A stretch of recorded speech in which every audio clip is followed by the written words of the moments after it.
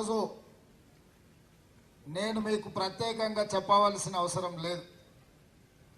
ఎందుకంటే మీరే ప్రత్యక్ష భాగస్వాములు తెలంగాణ సాధనలో. ఆ రోజు రాజకీయ పార్టీలు, రాజకీయ నాయకులు ఈరోజు తెలంగాణ గాంధీ అని చెప్పుకున్నట్టయినా పార్లమెంటులో వీరోచితంగా పోరాడతా అని చెప్పి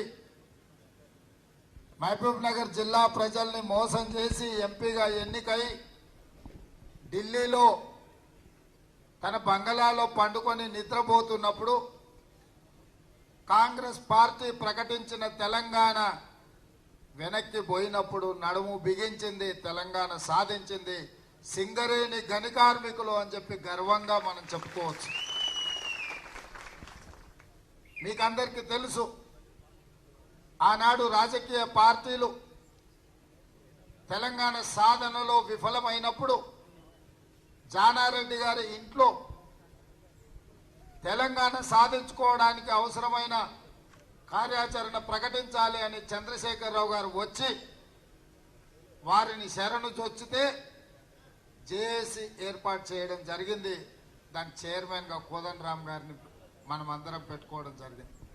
ఆ తర్వాతనే తెలంగాణ సమాజం అంతా, కార్మిక సంఘాలు కావచ్చు, విద్యార్థి సంఘాలు కావచ్చు, కుల సంఘాలు కావచ్చు, ప్రతి ఒక్కరూ ఆర్ఎస్ఎస్ నుంచి ఆర్ఎస్యు వరకు, కమ్యూనిస్టుల నుంచి బీజేపీ వరకు జెండాలను ఎజెండాలను పక్కన పెట్టి ఆర్టీసీ కార్మికులు, విద్యుత్ కార్మికులు, సింగరేణి కార్మికులు అందరూ ఏకమై తెలంగాణ నినాదాన్ని దేశానికి వినిపించిండ్రు, కేంద్ర ప్రభుత్వాన్ని ఒప్పించిండ్రు, తెలంగాణ సాధించిండ్రు. దేశమంతా పండుగ చేసుకుంటున్నప్పుడు దసరా సకల జనుల సమ్మెలో బొగ్గు ఉత్పత్తిని ఆపేసి దేశాన్ని మొత్తం స్తంభింపజేసి తెలంగాణ రాష్ట్రంలో ముందు బాగాన నిలబడ్డ మీ శ్రమను, మీ త్యాగాన్ని ఈ రాష్ట్ర ప్రభుత్వం మర్చిపోయింది. మీరు చేసిన త్యాగాలను మీకే మేము త్యాగం చేసినవా లేదా అన్నంత అనుమానం కలిగించే విధంగా ఈరోజు ప్రభుత్వం వ్యవహరిస్తున్నది. మిత్రులారా, ఆ రోజు సకల జనుల సమ్మెలో మీరు పాల్గొనకపోయి ఉంటుంటే, మీరు బొగ్గు ఉత్పత్తి ఆపేయకపోయి ఉండుంటే ఇవాళ తెలంగాణ రాష్ట్రాన్ని మనం కల్లారా చూసి ఉండేవాళ్ళమా? మీరు ఒక్కసారి ఆలోచన చెయ్యండి.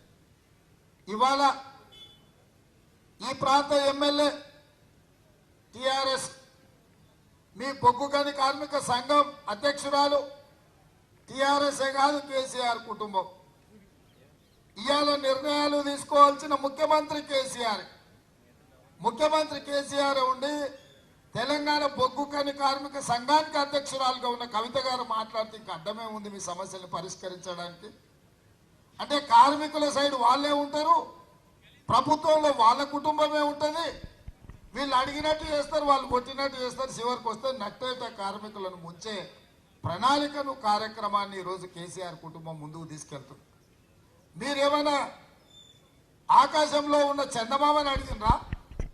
లేకపోతే సాధించాలి